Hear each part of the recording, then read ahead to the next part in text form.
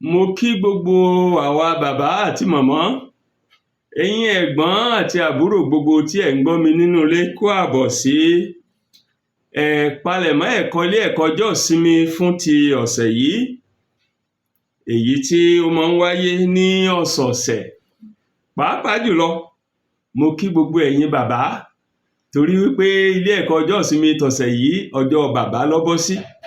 Àdúrà mi ni wípé Ọlọ́run ó ràn wá lọ́wọ́ láti jẹ́ bàbá onífẹ̀ẹ́, bàbá tó ń bìkítà, bàbá tó ń tọ́jú ọmọ tí ń tọ́jú aya, bàbá tó jólóòótọ́ sí aya rẹ̀, ní orúkọ Jésù Kristi Olúwa wa, àmín.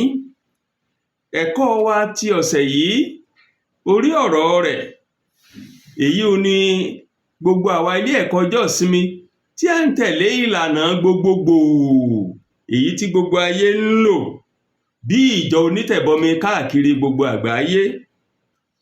Ẹ̀kọ́ wa tọ̀sẹ̀ yìí, orí ọ̀rọ̀ rẹ̀, òun ni ìrètí láàrin onírúurú. Ìrètí láàrin onírúurú. Ṣé onírúurú lọ́lọ́run kúkú dá gbogbo wa? Ṣùgbọ́n bá tiẹ̀ jẹ́ onírúurú èèyàn, onírúurú èdè, onírúurú àṣà, onírúurú ẹ̀yà, onírúurú ipò. Ẹ̀kọ́ wa tọ̀sẹ̀ yìí ó ń tẹnumọ́ ìṣọ̀kan láàrin onírúurú. Torí náà, orí ọ̀rọ̀ wa bí mo ṣe sọ, ó ní ìrètí láàrin onírúurú. À ń sì ń lọ kẹ́kọ̀ọ́ nínú ìwé Róòmù orí kẹẹ̀ẹ́dógún. Ìwé Róòmù orí kẹẹ̀ẹ́dógún bẹ̀rẹ̀ láti ẹsẹ̀ ìkíní rẹ̀ títí dé ẹsẹ̀ ìkẹtàlá. Ẹsẹ̀ mẹ́tàlá àkọ́kọ́ ìwé Róòmù orí kẹẹ̀ẹ́dógún yẹn, ó ní ẹ̀kọ́ wa tọ̀sẹ̀ yìí ìní ó dá lé lórí. Ṣé Bíbélì yín wà lọ́wọ́ yín? Ẹ darapọ̀ mọ́ mi kẹ́ẹ̀sì kájọjọ kà á. Róòmù orí kẹẹ̀ẹ́dógún bẹ̀rẹ̀ láti ẹsẹ̀ ìkíní rẹ̀. Ẹ gbọ́ bí ìwé mímọ́ ti wí. Mò ń kà á nínú Bíbélì mímọ́ ti Yorùbá. Ǹjẹ́ ó yẹ kí àwa tí ó lera ìbá máa ru ẹrù àìlera àwọn aláìlera, kí a má sì ṣe ohun tí ó wu ara wa. Jẹ́ kí olúkúlùkù kí ó máa ṣe ohun tí ó wu ọmọnìkejì rẹ̀ sí rere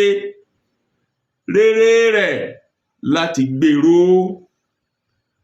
Nítorí Kristi pẹ̀lú kò ṣe ohun tó wu ara rẹ̀, ṣùgbọ́n gẹ́gẹ́ bí a ti kọ ọ́ pé, ẹ̀gàn àwọn tí ń kàn ọ́ ṣubú lù mí. Nítorí náà, ohunkóhun tí a ti kọ tẹ́lẹ̀, a ti kọ ọ́ fún kíkọ́ wa, pé nípa sùúrù àti ìtùnú ìwé mímọ́ kí a lè ní ìrètí. Kí ẹ̀yin kí ó lè fi ọkàn kan àti ẹnu kan yin Ọlọ́run, Bàbá Jésù Kristi Olúwa wa lógo. Nítorí náà, ẹ gba ara yín mọ́ra gẹ́gẹ́ bí Kristi ti gbà wá mọ́ra fún ògo Ọlọ́run. Mo wí pé a ti fi Jésù Kristi ṣe ìránṣẹ́ ìkọlà nítorí òtítọ́ Ọlọ́run, kí ó bá lè mú àwọn ìlérí náà dúró tí a ti ṣe fún àwọn bàbá, àti kí àwọn kèfèrí kí ó lè yin Ọlọ́run lógo nítorí àánú rẹ̀. Gẹ́gẹ́ bí a ti kọ ọ́ pé, nítorí èyí ni ó ṣe yin Ọlọ́run láàrin àwọn kèfèrí, èmi ó sì kọrin sí orúkọ rẹ̀.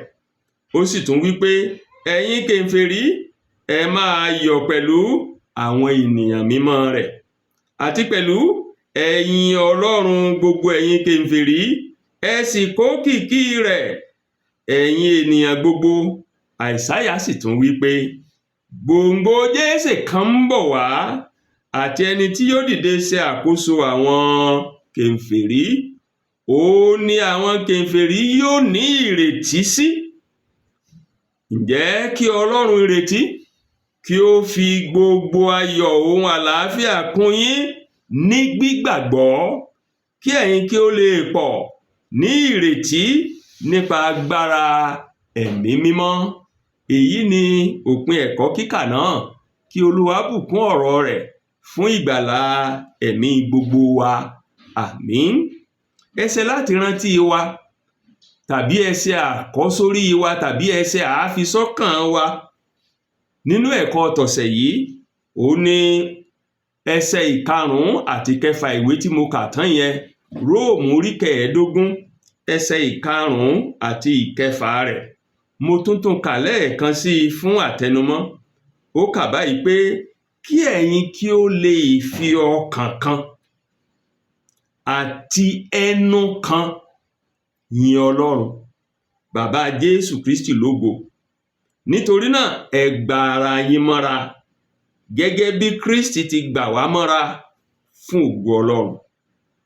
Kí ẹ̀yin kí ó lè fi ọkàn kan àti ẹnu kan yin Ọlọ́run Bàbá Jésù Kristi Olúwa lógo. Nítorí náà ẹ gba ara yín mọ́ra gẹ́gẹ́ bí Kristi ti gbà wá mọ́ra fún ògo Ọlọ́run. Lẹ́ẹ̀kan sí, mo kí wa kú àbọ̀ sínú ẹ̀kọ́ ilé ẹ̀kọ́ ọjọ́ ìsinmi, ìpalẹ̀mọ́ ẹ̀kọ́ ilé ẹ̀kọ́ ọjọ́ ìsinmi wa ti Sunday tó ń bọ̀ yìí. Èyí tó dá lé ìwé Róòmù orí 15 ẹsẹ̀ 13 àkọ́kọ́. Ṣé ẹ rí ìlú Róòmù? Òun ni olúùlú orílẹ̀-èdè jọ̀ǹjọ̀ǹ tá ń pè ní orílẹ̀-èdè Róòmù. Ìlú ńlá ni, ìlú olókìkí ni, ìlú tó kún fún onírúurú èèyàn, onírúurú àṣà, onírúurú èdè.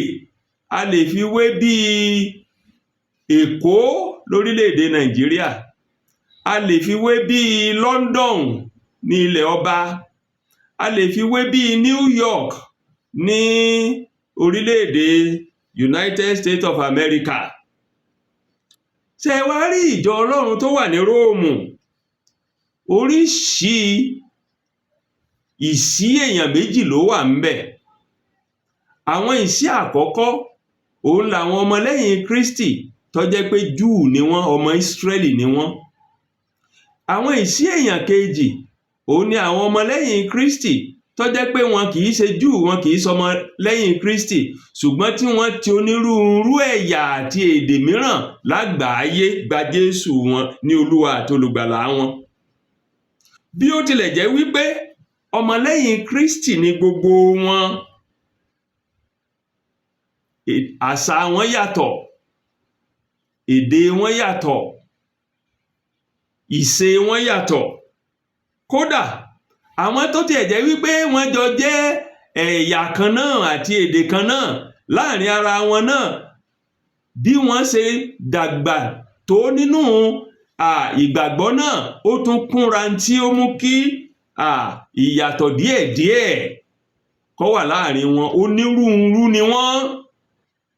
Fún àpẹẹrẹ, láàrin àwọn Júù tá ní ẹjọ́ ń gbàgbọ́ ohun, onírúurú làwọn náà. Láàrin àwọn tí kìí ṣe Júù tá ní ẹjọ́ ń gbàgbọ́ Róòmù, onírúurú làwọn náà. Fún àpẹẹrẹ, gẹ́gẹ́ bí mo ṣe ń sọ lọ, àwọn Júù tí wọ́n jẹ́ ọmọlẹ́yìn Kristi, àwọn tí wọ́n ti dàgbà nínú ìgbàgbọ́ wọn, wọ́n ti dàgbà débi wípé wọ́n mọ̀ wípé àwọn òfin àtọwọ́dọ́wọ́ Mósè kò pọn dandan láti máa tẹ̀lé. Ṣùgbọ́n àwọn Júù ẹlẹgbẹ́ wọn tí àwọn ò tí ì dàgbà nínú ìgbàgbọ́, wọ́n sì tún di òfin àtọwọ́dọ́wọ́ Mósè, wọ́n sì tún dì í mú ṣinṣin. Kìí ṣe kìkì eyín nìkan, àwọn tí kìí ṣẹ̀yà Júù tí wọ́n sọmọ Ísírẹ́lì tá ní gbàgbọ́, àwọn náà tún pín sónírúurú. Àwọn tí wọ́n ti dàgbà nínú ìgbàgbọ́ wọn, tí wọ́n ti fi gbòǹgbò múlẹ̀, wọ́n mọ̀ wípé ohun gbogbo tí ń bẹ lọ́run àti láyé Ọlọ́run ló dá wọn. So òòṣà ni kìí ṣe òòṣà. Wọ́n mọ̀ wípé kò sí nǹkan kan tí ń jẹ́ bá lẹ́yìn Ọlọ́run náà ni, kò sí nǹkan mìíràn mọ́. Torí náà àwọn tí wọ́n ti dàgbà nínú ìgbàgbọ́ wọn, wọ́n gbà wípé ohun gbogbo jíjẹ torí pé Ọlọ́run ló dá gbogbo nǹkan, kò sí nǹkan kan tó òòṣà kankan dá, Ọlọ́run ló dá gbogbo ẹ̀, nítorí náà gbogbo ẹ̀ jíjẹ ni. Ṣùgbọ́n àwọn tí kìí ṣe ẹ̀yà Júù tó jẹ́ wípé àwọn náà gba Jésù ṣùgbọ́n tó jẹ́ pé wọn ò tí ì dàgbà tó nínú ìgbàgbọ́ wọn, àwọn yẹn wọ́n ka oúnjẹ yòówù tí ẹran yòówù tá a bá ti pa bọ òrìṣà wọ́n kà kéèwọ̀, ẹni ó bá ti jẹ́ ti dá láìmọ́. Torí náà wọn ò ní jẹ ẹran tí wọ́n bá pa bọ òrìṣà, kódà bí wọ́n ń tà lọ́jà ní pọ́ńtọ̀ wọn ò ní bá wọn rà. Dípò bẹ́ẹ̀ ewébẹ̀ lásán ò ní wọ́n máa jẹ. Àwọn onírúurú tó wà nínú ìjọ Róòmù nu, èyí tí Paul apọ́stélì wá gbé gègé tí ń kọ̀wé tí ń sọ̀rọ̀ lé lórí nínú ìwé Róòmù orí 14 àti orí 15. Ṣùgbọ́n èyí tó kàn wá gangan nú ẹ̀kọ́ yìí tó kàn wá gbọ̀ngbọ̀ngbọ̀n ó ní orí 15 ẹsẹ̀ 13 àkọ́kọ́. Nínú orí 15 ẹsẹ̀ 13 àkọ́kọ́ kókó ohun tí Paul apọ́stélì ń tẹnu mọ́ ń bẹ̀ ó ní wípé ó ń pè fún ìṣọ̀kan láàrin àwọn onígbàgbọ́ tí wọ́n ti fi ta gbòǹgbò àti àwọn onígbàgbọ́ tí wọn ò tí ì dàgbà. Ó ń pè fún ìṣọ̀kan láàrin wọn, ìṣọ̀kan bíi Kristi. Pàápàá jùlọ ó ń pe àwọn onígbàgbọ́ tí wọ́n ti ta gbòǹgbò, tí wọ́n ti fìdí múlẹ̀, tí wọ́n ti mọ ọ̀rọ̀ Ọlọ́run dújúdújú láti dàbí Kristi nínú ìṣe wọn àti ìwà wọn, pàápàá jùlọ nínú ìhà tí wọ́n ń kọ sí àwọn ọ̀dọ́, àwọn tí ò tí dàgbà, tí ò tí fi gbòǹgbò múlẹ̀ nínú ìrìn àjò ìgbàgbọ́ wọn. Ọ̀nà méjì òun la pín ẹ̀kọ́ tọ̀sẹ̀ yìí sí. Abala àkọ́kọ́ òun la pè ní encouragement to show concern for others. Èyí ni ìyànjú láti bìkítà fún ẹlòmíràn. Ìyànjú láti bìkítà fún ẹlòmíràn. Èyí ò ní ó sì dá lérí ẹsẹ̀ 6 àkọ́kọ́ nínú ìwé Róòmù orí 15 tá a ti ń kẹ́kọ̀ọ́. Ẹsẹ̀ 6 àkọ́kọ́ ńlábala àkọ́kọ́ ẹ̀kọ́ wa. Ṣé Bíbélì yín wà lọ́wọ́ yín? Ẹ jẹ́ á tún kà lẹ́ẹ̀kan sí. Ẹ gbọ́ bí ìwé mímọ́ ti wí. Ǹjẹ́ ó yẹ kí àwa tí ó lera ìbá máa ru ẹrù àìlera àwọn aláìlera, kí a má sì ṣe ohun tí ó wu ara wa.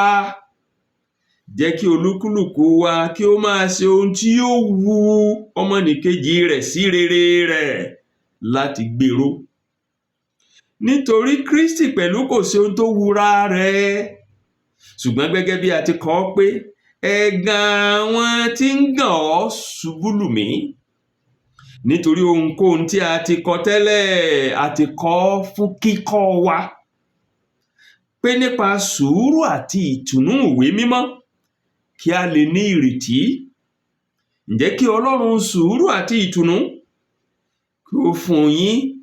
kó fi fún yín láti ní inú kan sí ara yín gẹ́gẹ́ bí Kristi Jésù, kí ẹ̀yin kí ó lè fi ọkàn kan àti ẹnu kan yin Ọlọ́run Bàbá Jésù Kristi lógo. Àmín.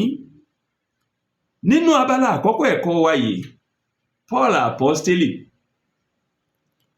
ó gbé Jésù káwájú wa níwọ̀n ìgbà tá ń pera wa lọ́mọlẹ́yìn Kristi gẹ́gẹ́ bí àwòkọ́ṣe rere fún wa. Jésù Kristi Olúwa wa kò lépa láti tẹ́ ara rẹ̀ lọ́rùn. Ó bọ́ ògo rẹ̀ sílẹ̀, ó gbé àwòrán ènìyàn wọ̀, ó wá ní ìrí ènìyàn. Kódà nígbà tí ó di àkókò tí yóò ṣàṣepé iṣẹ́ ìgbàlà wa, ẹ má gbàgbé pé lórí òkè Gẹ́stímánì ó ń gbàdúrà. Kókó àdúrà rẹ̀ òun náà ni pé Olúwa, bá aago yìí bá yẹ̀ lórí, aago yìí ìbá wù mí kó yẹ̀ lórí mi, ṣùgbọ́n kì í ṣe bí mo ṣe ń fẹ́. Ìfẹ́ rẹ ò ní ká ṣe. Jésù Olúwa wa ó fi àpẹẹrẹ mímọ́ mọ́ wá ìfẹ́ inú ara ẹni ó fi lélẹ̀ fún wa. Torí náà nínú ẹsẹ̀ àkọ́kọ́ ìwé Róòmù orí 15 tá ń kà wọ́n, Paul apostoli wọ́n ń sọ fún àwa onígbàgbọ́ tá a ti ta gbòǹgbò, àwọn onígbàgbọ́ tí a ti jinlẹ̀ nínú ẹ̀kọ́ àti ọ̀rọ̀ Ọlọ́run nínú ìrìn àjò ìgbàgbọ́ wa, wípé kí àwa pẹ̀lú ká má máa wá ìfẹ́kúfẹ̀ẹ́ ara wa, ká má máa wá láti tẹ́ra wa lọ́rùn, ṣùgbọ́n dípò bẹ́ẹ̀ ká tẹ́ ọmọnìkejì wa lọ́rùn. Ẹgbọ́n tẹ́sẹ̀ ìkíní wí, ǹjẹ́ ó yẹ kí àwa tí ó lera, àwa tá a ti ta gbòǹgbò nínú ìgbàgbọ́ máa ru ẹrù àìlera àwọn aláìlera, kí a má sì ṣe ohun tí ó wu ara wa, ká má ṣe ohun tó wù wá, ṣùgbọ́n kí a ṣẹ́ ara wa. Èyí ṣe tá a fi ṣẹ́ ara wa? Ẹsẹ̀ ìkejì sọ, ó ní jẹ́ kí olúkúlùkù kí ó máa ṣe ohun tí ó wu ẹnìkejì rẹ̀ sí rere rẹ̀ láti gbèrò. Èyí ò ní wípé ká ṣẹ́ ara wa fún ire àwọn tí ò tí ì dàgbà nú ìgbàgbọ́, kí a lè gbé wọn ró, ká lè rè wọ́n dàgbà. Àwọn òbí tí wọ́n ní àwọn ọmọ kéékèèké tí ò tí ì dàgbà, ọ̀pọ̀lọpọ̀ ìṣẹ́ra ẹni ni wọ́n máa ń ní láti rí àwọn ọmọ kéékèèké díẹ̀ tí wọ́n è dàgbà, tí wọ́n è tójú bọ́. Paul apostoli ń sọ nǹkan kan náà níyìí pé èmi àti yín tá a ti dàgbà nú ìgbàgbọ́, tá a ti ta gbòǹgbò, tá a ti fi gbòǹgbò múlẹ̀ nú ìgbàgbọ́, ká máa ṣẹ́ra wa, kí a má ṣe ohun tó wu ara wa, ṣùgbọ́n ká gbìyànjú láti ṣẹ́ ara wa, láti ṣe ohun tó wu ẹni tí ò tí ì jinlẹ̀ nínú ìgbàgbọ́ òun, kí a lè ran irú ẹni bẹ́ẹ̀ lọ́wọ́ láti dàgbà, láti gbèrò nínú ìgbàgbọ́ rẹ̀. Paul apostoli wá lọ sínú ìwé orin Dáfídì, orin 150, ẹsẹ̀ 9, láti fi àpẹẹrẹ hàn wá ìdí tá a fi nílò láti máa ṣẹ́ ara wa. Nínú orin Dáfídì orin 151 yẹn, 69:9, ẹsẹ̀ 9, ìwé mímọ́ ní, ṣùgbọ́n gẹ́gẹ́ bí a ti kọ pé ẹ̀gàn àwọn tí ń gàn ọ́ ṣubú lù mí. Ìwé Sáàmù orí 151 yẹn, ó jẹ́ orin Dáfídì, Sáàmù tó jẹ́ pé ń sọ̀rọ̀ nípa ẹni tí ó ṣẹ́ ara rẹ̀, olódodo tó ṣẹ́ ara rẹ̀ fún ire ẹlòmíì. Paul apostoli wá ń fi yé wa wípé àpẹẹrẹ ìṣẹ́ra, ó lo ẹsẹ̀ Bíbélì láti fìdí rẹ̀ múlẹ̀ wípé àpẹẹrẹ ìṣẹ́ra ẹni wà nínú ìwé mímọ́.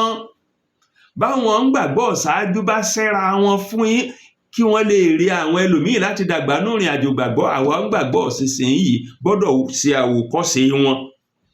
Ó sì lo Jésù Kristi gẹ́gẹ́ bí àpẹẹrẹ ìṣẹ́ra ẹni tó ga jùlọ, pé tí ẹnikẹ́ni bá jẹ́ wọ́n á rò wípé ìṣẹ́ra tó ń ṣẹ́ra òun yìí ti pọ̀ ju, òun ò lè ṣe jù báyìí lọ, kó fi ìṣẹ́ra ẹni tiẹ̀ kó gbé kẹ̀gbẹ́kẹ̀gbẹ́ pẹ̀lú ìṣẹ́ra ẹni tí Jésù ní fún gbogbo wa, tó fi gba gbogbo wa bá a ṣe rí. Èyí tí ó rán mi rántí orin kan tá a máa ń kọ pé gbà mí bí mo ti rí, gbà mí bí mo ti rí, Kristi kú fún mi lẹ́bẹ̀ mi, gbà mí bí mo ti rí. Kristi gbà wá bá a ti rí, torí pé ó fi ara rẹ̀ rúbọ fún ẹ̀ṣẹ̀ gbogbo wa. Eléyìí là á sì fi mẹni ó bá dàgbà lẹ́mìí àti lótìtọ́. Béèyàn bá jẹ́ Kristẹni tó dàgbà lẹ́mìí tó ta gbòǹgbò, ní tá a fi mọ̀ òun ni ìṣẹ́ra ẹni. Ẹni yòówù tí ò lè ṣẹ́ra ara rẹ̀ láti ran ẹlòmíì lọ́wọ́ láti dàgbà nínú ìrìn àjò gbàgbọ́, eléyìí náà ò tí ì dàgbà ni. Ẹni ó bá dàgbà nínú gbàgbọ́ yóò mọ̀ pé ìṣẹ́ra ẹni ọ̀kan nù tí jíjẹ́ òun gbàgbọ́ tó fìdí múlẹ̀ tó pè fún ni. Bẹ́ẹ̀ bá gbàgbé Jésù Olúwa wa gangan ó sọ wípé ẹnikẹ́ni tó bá fẹ́ tọ̀ mí lẹ́yìn, kí ni nǹkan àkọ́kọ́ tí ó kọ́ ṣe? Yóò ṣẹ́ ara rẹ̀. So Paul apostoli ń fi yé wa níyìn pé gẹ́gẹ́ bí òun gbàgbọ́ tó bá jẹ́ pé lóòótọ́ ti fìdí múlẹ̀ nínú gbàgbọ́ rẹ̀, o nílò láti máa ṣẹ́ra rẹ̀, láti wá sí gbèdéke ibi tí àwọn tí ò tí ì dàgbà nínú ìgbàgbọ́ wà, kó o sì rè wọ́n títí àwọn náà ó fi dàgbà dé ẹ̀kún Kristi. Paul Àpọ́stélì ó wá parí agbọn yìí nípa lílọ ó parí agbọn yìí nínú ẹsẹ̀ ìkẹrin sí ẹsẹ̀ ìkẹfà ìwé tí à ń gbé yẹ̀wò yẹn, láti fi hàn wá wípé ìwé mímọ́ a kọ fún ẹ̀kọ́ wa ni. Ẹsẹ̀ ìkẹrin sí ìkẹfà, ìwé mímọ́ a kọ fún ẹ̀kọ́ wa ni. Nínú ẹsẹ̀ ìkẹrin sí ìkẹfà náà ló sì ti ṣàtẹnumọ́ àdúà. Nǹkan méjì ló tẹnumọ́ nínú ẹsẹ̀ ìkẹrin sí ìkẹfà. Ó tẹnumọ́ ọ̀rọ̀ ìwé mímọ́ èyí tí a kọ fún ẹ̀kọ́ wa, ó sì tẹnumọ́ àdúrà. Tí Bíbélì yín bá wà lọ́wọ́ yín, ẹ̀yin ẹ wo ohun tí ẹsẹ̀ ìkẹrin sọ fún wa. Ẹsẹ̀ ìkẹrin ní, nítorí ohunkóhun tí a ti kọ tẹ́lẹ̀, a ti kọ ọ́ fún kíkọ́ wa, pé nípa sùúrù àti ìtùnú ìwé mímọ́ kí a lè ní ìrètí. Èyí tí Paul Àpọ́stélì ń gbìyànjú láti jẹ́ ká rí ń bí ni pé ìwé mímọ́ tá a kọ, ìwé mímọ́ tó sì wà lákòókò Paul lákòókò náà ni májẹ̀mú láéláé, torí pé májẹ̀mú titun kò tí ì wà ní kíkọọ́lẹ̀ lákòókò Paul, ó kàn ń lọ láti ẹnu dé ẹnu ni. Àti ìkójọ bá a ṣe kójọ tá à ń kà lónìí lákòókò Paul Àpọ́stélì. Ó wá ní ìwé mímọ́ yìí, òun la fi ìdí rẹ̀ múlẹ̀ pé kí a lè máa kẹ́kọ̀ọ́ nínú rẹ̀. Ọ̀kan náà àwọn ẹ̀kọ́ tí a sì nílò láti kọ́ látinú rẹ̀, òun náà ni wípé kí a ní sùúrù, ká ní ìtùnú. Ìwé mímọ́ fi sùúrù kọ́ni, ìwé mímọ́ fi ìtùnú kọ́ni. Nítorí ìdí èyí, gẹ́gẹ́ bí onígbàgbọ́ tó ti fi gbòǹgbò múlẹ̀, a nílò láti ní sùúrù fáwọn tí ò tí ì dàgbà nínú ìgbàgbọ́.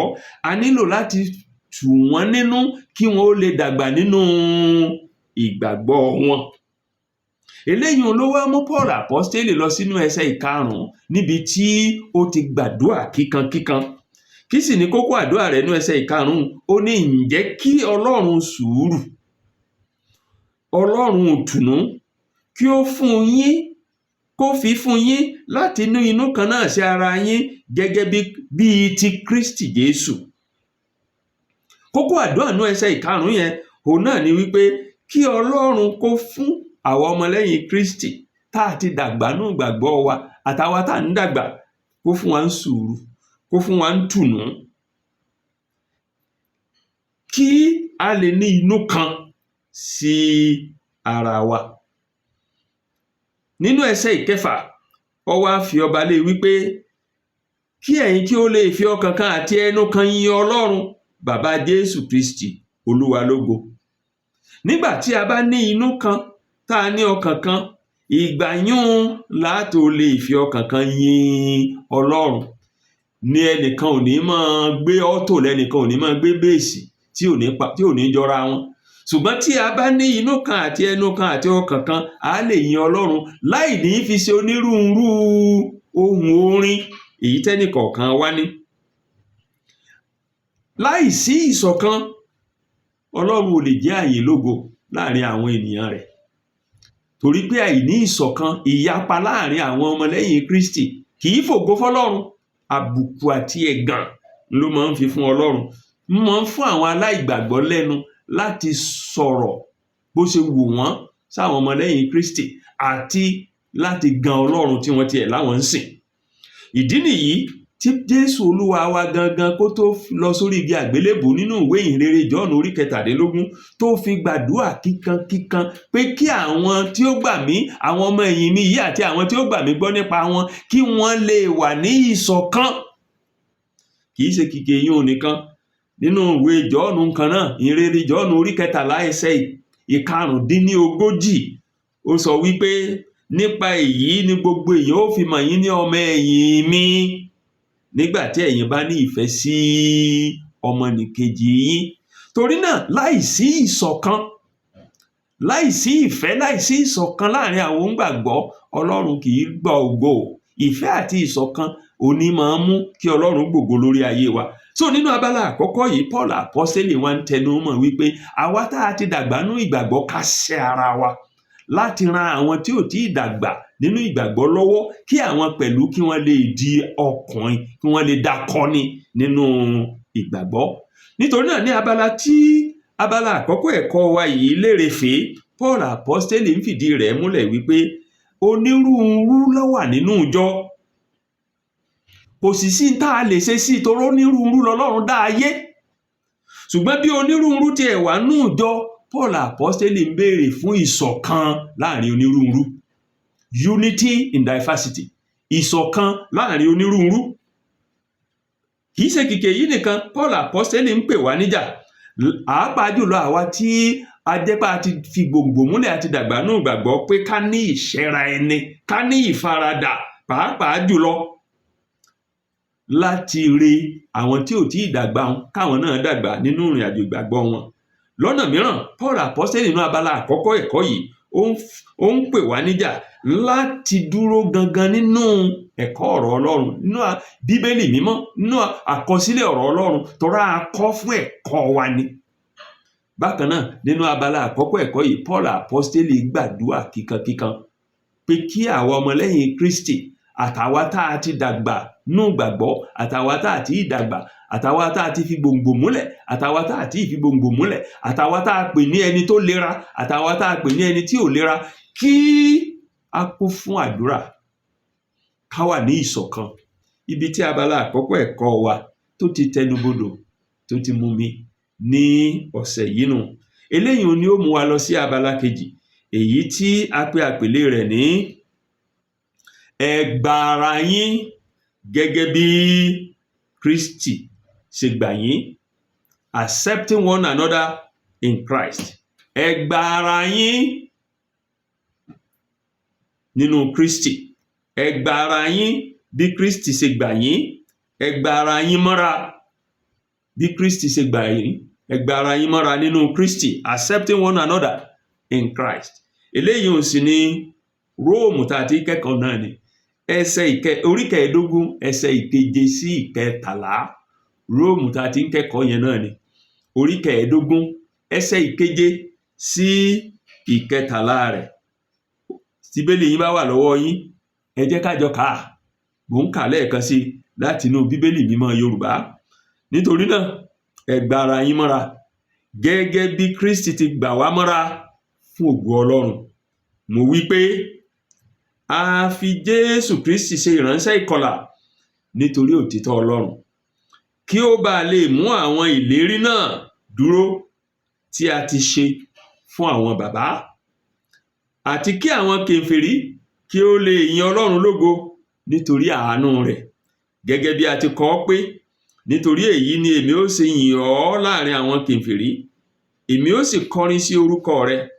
Ó sì tún wí pé ẹ̀yin kèfèrí ẹ máa yọ̀ pẹ̀lú àwọn ènìyàn rẹ̀, àti pẹ̀lú ẹ yìn Olúwa gbogbo ẹ̀yin kèfèrí, ẹ sì pókìkí rẹ̀ ẹ̀yin ènìyàn gbogbo. Àìsáyà sì tún wí pé gbòǹgbò Jésè kan ń bọ̀ wá, àti ẹni tí yóò dìde ṣe àkóso àwọn kèfèrí, òun ni àwọn kèfèrí yóò ní ìrètí sí. Ǹjẹ́ kí Ọlọ́run ìrètí kí ó fi gbogbo ayọ̀ ohun àlàáfíà kún yín ní gbígbàgbọ́, kí ẹ̀yin kí ó lè pọ̀ ní ìrètí nípa agbára ẹ̀mí mímọ́. Ní abala tó gbẹ̀yìn ẹ̀kọ́ wa tọ̀sẹ̀ yìí, àpọ́stélì Pọ́ọ̀lù ó ń pe àwọn onígbàgbọ́ tí wọ́n ti fi gbòǹgbò múlẹ̀, àwọn akọni nínú ìgbàgbọ́, àti àwọn onígbàgbọ́ tí wọn ò tí ì fi gbòǹgbò múlẹ̀, àwọn ọ̀dọ́ nínú ìgbàgbọ́, wọn bá ṣe Júù ni tàbí ẹ̀yà mìíràn. Ó ń pè wọ́n níjà wípé onírúurú tí a jẹ́ síra wa ká gbé sẹ́gbẹ̀ẹ́ kan, ká gbára wa bí Jésù ṣe gbà wá, ká gbára wa bí Jésù ṣe gbà wá.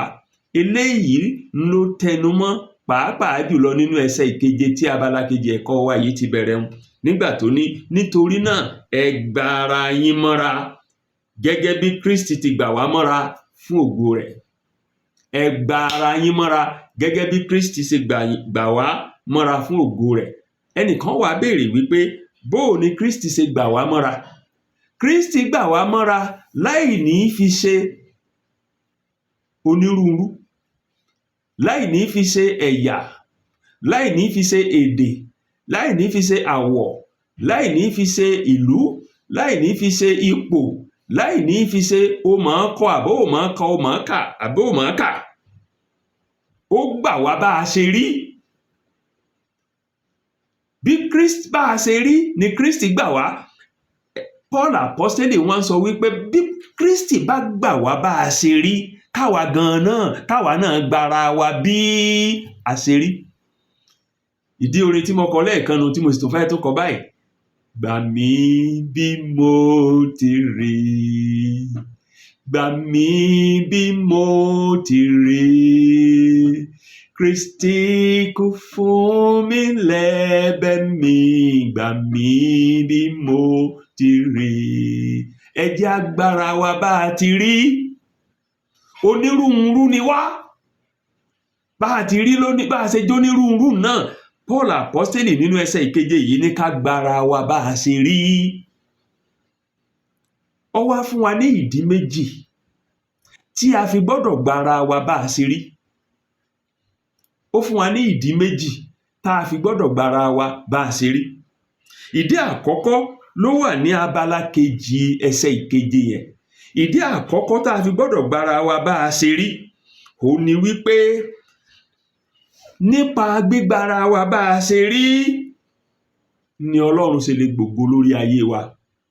Abala kejì ẹ̀kọ́ yẹn ní ẹsẹ̀ ìkeje yẹn ní nítorí náà ẹ gbára yín mọ́ra gẹ́gẹ́ bí Kristi ti gbà wá mọ́ra fún ògo Ọlọ́run.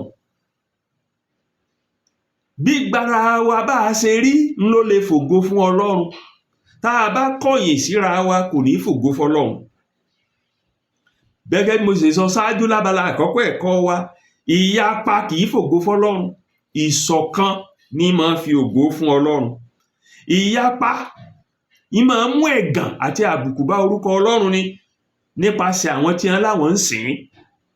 Torí ìdí èyí kò yẹ kí àwa tá a ńlá ní gba Jésù lólúwa tó lùgbàlà wa fààyè fáwọn aláìgbàgbọ́ láti máa gan Ọlọ́run wa. Ìyapa máa ń gan Ọlọ́run ni. So Paul apostoli ní ká gbára wa bá a ṣe rí, bá a ṣe jẹ́ onírúurú náà ká gbára wa. K'Ọlọ́run lè gbògo lórí ayé wa. Ìyẹn mú mi rántí orin kan náà tá a máa ń kọ. Gbà gbogbo ògo lórí mi nínú ọlá rẹ̀, aráyé kò lè bá ọ pín o nínú ògo rẹ̀, ènìyàn ò mà lè bá ọ pín o nínú ògo. Nígbà tá a bá gbára wa bá a ṣe rí, l'Ọlọ́run ó gba gbogbo ògo lórí ayé wa. Ìdí kejì tí Paul apostoli sọ wípé ó fi ṣe ohun kókó láti gbára wa bá a ṣe rí, ó ní wípé iṣẹ́ ìránṣẹ́ Jésù nínú ayé láti mú gbogbo ènìyàn bá Ọlọ́run làjà. Ó wà fún àwọn Júù àtàwọn tí kìí ṣe Júù. Ó wà fún onírúurú èèyàn láì ní fi ṣe ẹ̀yà, láì ní fi ṣe èdè, láì ní fi ṣe àwọ̀, láì ní fi ṣe àṣà.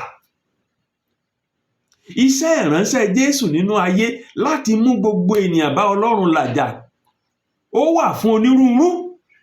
Tó bá wà fún onírúurú, kí ló dé tá à ní gbára wa bá a ṣe rí? Eléyìí oní Paul apostoli ń tẹnumọ́ nínú ẹsẹ̀ ìkẹjọ títí dé ẹsẹ̀ ìkẹsàn ìwé tá a ti ń kẹ́kọ̀ọ́ yìí. Ṣé Bíbélì yín wà lọ́wọ́ yín? Ẹ jẹ́ a jọjọ kà á. Ó ní mo sì wí pé a ti fi Jésù Kristi ṣe ìránṣẹ́ ìkọlà nítorí òtítọ́ Ọlọ́run, kí ó bá lè mú àwọn ìlérí náà dúró tí a ṣe fún àwọn bàbá, àti kí àwọn kèfèrí kí ó lè yin Ọlọ́run lógo nítorí àánú rẹ̀, gẹ́gẹ́ bí a ti kọ pé nítorí èyí ni èmi ó ṣe yìn ọ́ láàrin àwọn kèfèrí, èmi ó sì kọrin sí orúkọ rẹ̀. Ní àhín, bí ó tilẹ̀ jẹ́ wípé iṣẹ́ ìránṣẹ́ Jésù Kristi àárín àwọn Júù, àwọn ọmọ Ísírẹ́lì ló ti bẹ̀rẹ̀, ète iṣẹ́ ìránṣẹ́ rẹ̀ ó ká gbogbo ayé. ó kó onírúurú ènìyàn papọ̀.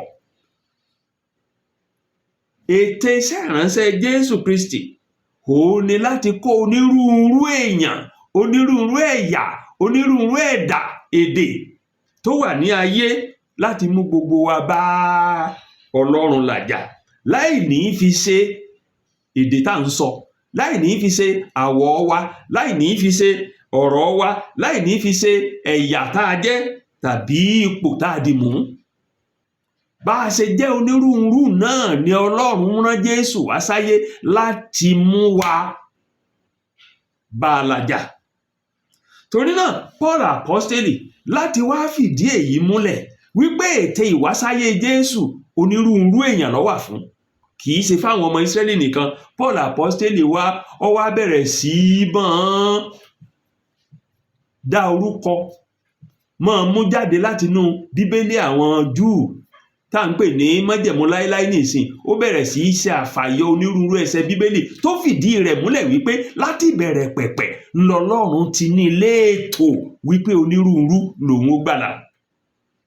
Àwọn ẹsẹ̀ Bíbélì tí ó sì mẹ́nubà ó ní wọ̀nyí. Nínú ẹsẹ̀ 9 Paul apostoli ó lọ sínú ìwé Sámúẹ́lì kejì orí 22 ẹsẹ̀ 50 àtorin Dáfídì orin 22 ẹsẹ̀ 51 láti sọ fún wa pé gẹ́gẹ́ bí a ti kọ ọ́ pé nínú ẹsẹ̀ 9, gẹ́gẹ́ bí a ti kọ ọ́ pé nítorí èyí ni èmi ó ṣe yìn ọ́ láàrin àwọn kèfèrí, èmi ó sì kọrin sí orúkọ rẹ. Yìn ọ́ láàrin àwọn kèfèrí, ń sì kọrin sí orúkọ rẹ. Ẹsẹ̀ àti kọ́ pé tí Paul apostoli ń sọ nínú ẹsẹ̀ 9 nínú Sámúẹ́lì kejì ló wà, nínú Bíbélì àwọn Júù tá à ń pè ní májẹ̀mú láíláí nìsín, nínú Sámúẹ́lì kejì ló wà, orí 2 ẹsẹ̀ 50.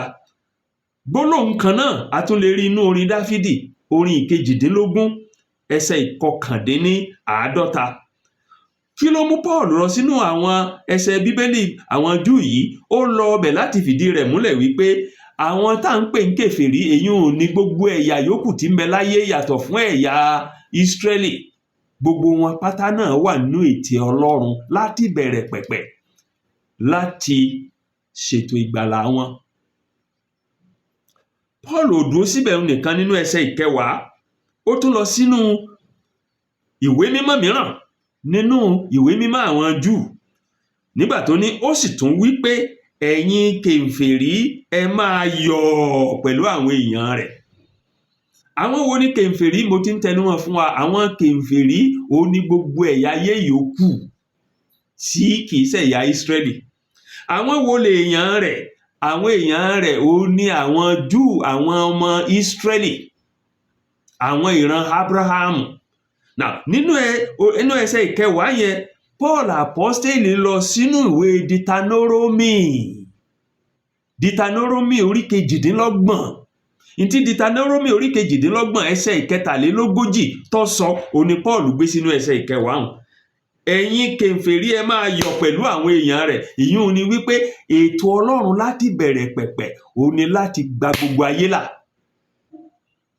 Kò dúró síbẹ̀ nìkan. Paul tó bọ́ sínú ẹsẹ̀ 10 ó tún fa ẹsẹ̀ Bíbélì míì yọ láti inú Bíbélì mímọ́ àwọn ọmọ Ísírẹ́lì, àwọn Júù. Inú ẹsẹ̀ 11 ó ní àti pẹ̀lú ẹ̀yin Olúwa gbogbo ẹ̀yin kèfèrí ẹ sì kó kìkì rẹ̀ ẹ̀yin ènìyàn gbogbo. Gbólóhùn yẹn nínú orin Dáfídì orin 117 ẹsẹ̀ 1 ló wà. Psalm 117:1 orin Dáfídì 117 ẹsẹ̀ 1 rẹ̀ ńlọ sọ ntí Paul sọ ní orí 15 ẹsẹ̀ 11. Àti pẹ̀lú ẹ̀yin Olúwa gbogbo ẹ̀yin kèfèrí ẹ sì kó kìkì rẹ̀ ẹ̀yin ènìyàn gbogbo. So láti ìbẹ̀rẹ̀ pẹ̀pẹ̀ ló ti wà ní ètò Ọlọ́run láti ṣètò ìgbàlà fún gbogbo ayé láì ní fi sí ẹ̀yà èèyàn. Bákan náà Paul ò dúró síbẹ̀ nìkan. Ó tún lọ sínú ìwé Àìsáyà nínú ẹsẹ̀ 12. Ó ní Àìsáyà sì tún wí pé gbòǹgbò Jésè kan ń bọ̀ wá, àti ẹni tí yóò dìde sí àkóso àwọn kèfèrí òun ni àwọn kèfèrí yóò sì ní ìrètí sí. Jésù Kristi sì ní gbogbo géèsè o. Torí náà gbogbo àwọn ẹsẹ̀ ìwé mímọ́ wọ̀nyí tí Paul apostoli tó bẹ̀rẹ̀ sí tọ́ka sí láti orí 15 ìwé Róòmù ẹsẹ̀ 9 títí dé ẹsẹ̀ 11, wọ́n ń ṣe àfiwé fún wa, wọ́n ń fi ìdí rẹ̀ múlẹ̀ fún wa wípé ètò Ọlọ́run ni láti ṣètò ìgbàlà fún gbogbo ènìyàn, kì í ṣe fáwọn ọmọ Ísírẹ́lì nìkan. Láti ṣètò ìgbàlà fún onírúurú ènìyàn, kì í ṣe fáwọn ọmọ Ísírẹ́lì nìkan. Tó bá wá jẹ́ pé ètò ìgbàlà tọ́lọ́run ṣe fún onírúurú èèyàn ni, ẹ jẹ́ agbára wa náà bá ṣe jó onírúurú. Bọ́lọ́run bá gbà wá lónírúurú, tó gbà wá là lónírúurú, ẹ jẹ́ káwa náà gbára wa mọ́ra bẹ́ẹ̀ gẹ́gẹ́.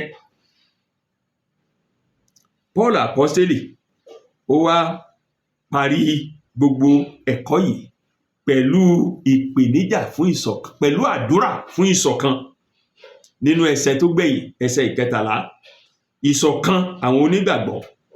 Àdúrà yẹn a sì lè pín sí ìsọ̀rí méjì. Abala àkọ́kọ́ àdúrà yẹn, ó gbàdúrà wípé ǹjẹ́ kí Ọlọ́run ìrètí kí ó fi gbogbo ayọ̀ ohun àlàáfíà kún yín ní gbígbàgbọ́. Kókó àdúrà méjì ló gbà ń bẹ̀ wọ́n.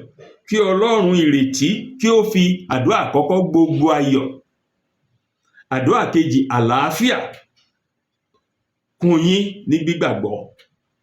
Ayọ̀ níbẹ̀ yẹn ó ń túmọ̀ sí inú dídùn látinú wá, láì ní fi ṣe tí ń ṣẹlẹ̀ yí wa ká. Àlàáfíà sì ń túmọ̀ sí wíwà ní dáadáa ní ìhà gbogbo, láì ní fi ṣe ogun tàbí ohunkóhun. Paul apostoli gbàdúrà wípé kí gbogbo àwọn gbàgbọ́, láì ní fi ṣe ẹ̀yà wọn, láì ní fi ṣe èdè wọn, láì ní fi ṣe àwọ̀ wọn, láì ní fi ṣe irú ẹni tí wọ́n jẹ́, bí wọ́n ṣe jẹ́ onírúurú, kí gbogbo wa ká kún fún ayọ̀, ká ní gbogbo ayọ̀, ká sì ní àlàáfíà nínú ìgbàgbọ́ wa. Àdúrà kejì tó gbà ní abala kejì ẹsẹ̀ 13 yẹn, ó ní wípé kí àwa onígbàgbọ́ ká lè pọ̀ ní ìrètí nípa agbára ẹ̀mí mímọ́. Ká lè pọ̀ ní ìrètí, ká lè pọ̀ ní ìrètí nípa agbára ẹ̀mí mímọ́. Ìrètí tí ń tọ́ka sí ń bẹ̀ kì í kàn ṣe èrò èèyàn lásán, ṣùgbọ́n ìdánilójú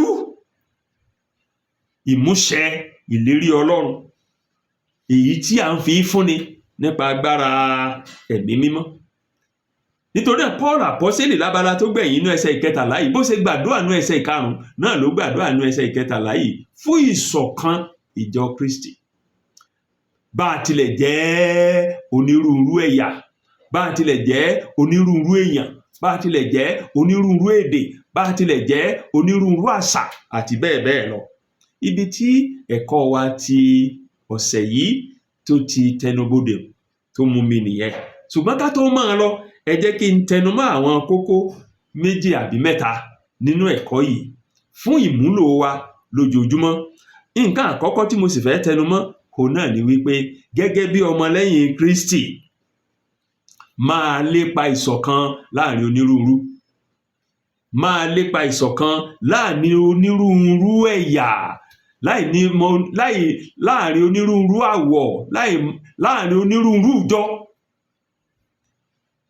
Má ṣe bu ẹnu àtẹ́ lu ẹlòmíràn torí wípé kò ṣe bóun ti ń ṣe, kò múra bóun ṣe ń múra, kò rìn bóun ṣe ń rìn, kò jẹ bóun ṣe ń jẹ, kò mu bóun ṣe ń mu. Má bu ẹnu àtẹ́ lu ẹlòmíràn nítorí ìṣe tàbí àṣà rẹ̀. Onírúurú ni wá, ẹ jẹ́ agbára wa bá a ṣe rí bí Kristi ṣe gbà wá.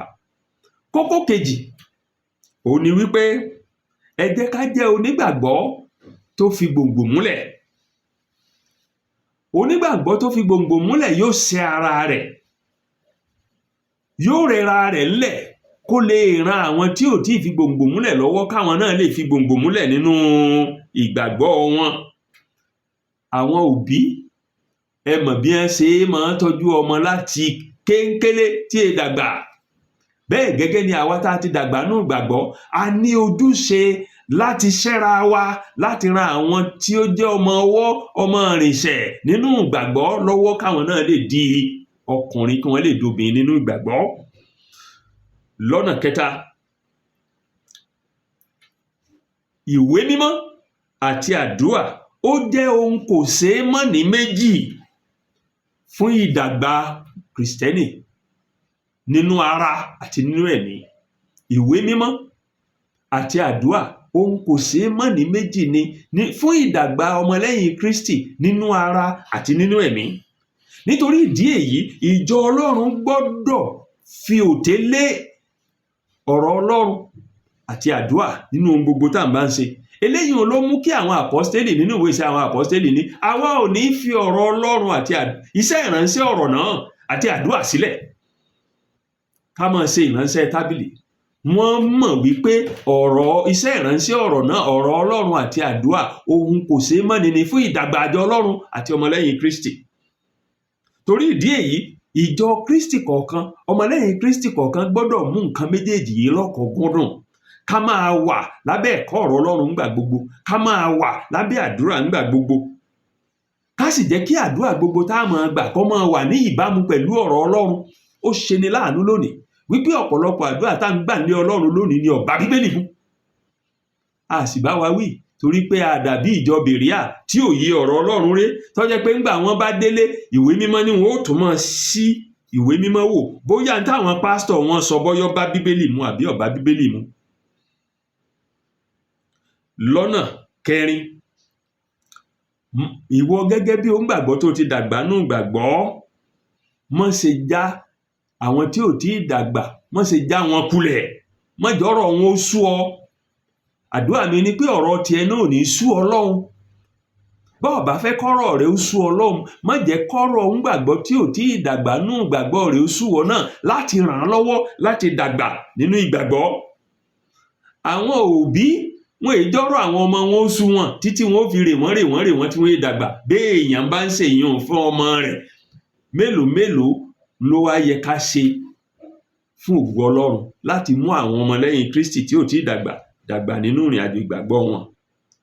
Síwájú sí ẹ̀kọ́ wa tọ̀sẹ̀ yìí ó kọ́ wa wípé kí àwọn ọmọlẹ́yìn Kristi ká máa gbára wa bá a ṣe rí. Ìdí orin tí mo kọ lẹ́ẹ̀kan nu ẹlẹ́ẹ̀kẹta tí ń tún kọ ní gbà mí bí mo ti rí, gbà mí bí mo ti rí, Kristi kú fún mi lẹ́bẹ̀ mi, gbà mí bí mo ti rí. Ẹ jẹ́ agbára wa bá a ṣe rí. Onírúurú ni wá, bá a ṣe jónírúurú lọ́lọ́run gbà wá nínú Kristi Jésù. Ẹ jẹ́ àwa náà gbára wa bẹ́ẹ̀. Ẹ̀kọ́ yìí fìdí rẹ̀ múlẹ̀ bẹ́ẹ̀. Káyé ṣe ẹlẹ́yàmẹ̀yà, aláwọ̀màwọ̀, káyé yapa síra wa. Ẹ jẹ́ ayé tẹ́ńbẹ́lú ara wa, ẹ jẹ́ ayé tẹ́ńbẹ́lú ìjọ kan. Kò sí èèyàn kankan tó pé, kò sì síjọ kankan tó pé. Ọlọ́run nìkan ló pé. Jésù Olúwa wa gangba tí ọkùnrin kan tó wá bá tó ní ẹni rere.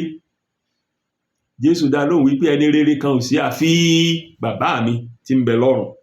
Ní ìparí, ẹ jẹ́ ká gbé ìgbé ayé wa, ká sì ṣe ohun gbogbo tá a máa ṣe nínú rẹ̀ fún ògo Ọlọ́run. Nínú ẹ̀kọ́ tọ̀sẹ̀ yìí, a fìdí rẹ̀ múlẹ̀ wípé ìyapa kìí fògo fọ́lọ́run. Ìyapa máa ń mú ẹ̀gàn àti àbùkù bá Ọlọ́run ni, torí máa ń fáwọn aláìgbàgbọ́ lẹ́nu ọ̀rọ̀ láti sọ̀rọ̀ bó ṣe wù wọ́n sáwọn ọmọlẹ́yìn Kristi àti sí Ọlọ́run wa. Ìwé mímọ́ sọ fún wa wípé bóyá ìwọ ń jẹ ni tàbí ò ń mu ni, ohunkóhun tí ìwọ bá ń ṣe máa ṣe wọ́n fún ògo Ọlọ́run. Tó bá wá rí bẹ́ẹ̀, bí a ṣe ń lọ nínú ọ̀sẹ̀ yìí, nínú ẹ̀kọ́ tọ̀sẹ̀ yìí, ẹ jẹ́ á máa ṣe ohun gbogbo fún ògo Ọlọ́run.